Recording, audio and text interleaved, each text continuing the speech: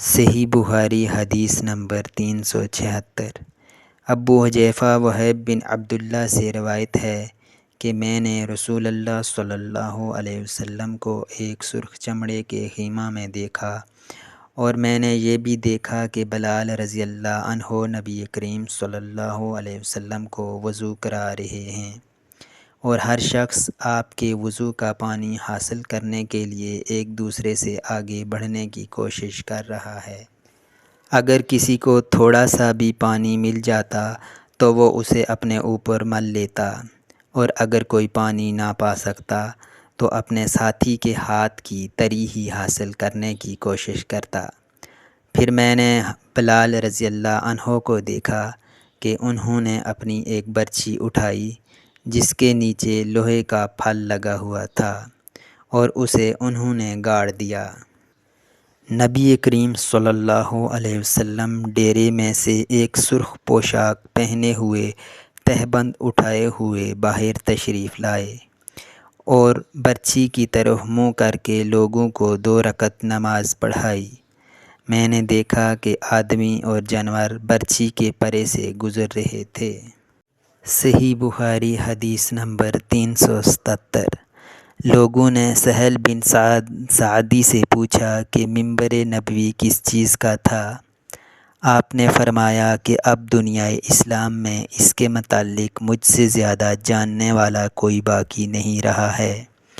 منبر غبا کے جاؤ سے بنا تھا، فلاں عورت کے غلام فلاں نے اسے رسول اللہ صلی اللہ علیہ وسلم کے لیے بنایا تھا۔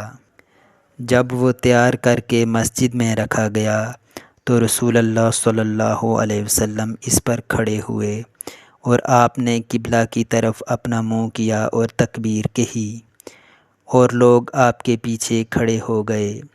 پھر آپ نے قرآن مجید کی آیتیں پڑھیں اور رکوع کیا۔ آپ کے پیچھے تمام لوگ بھی رکوع میں چلے گئے۔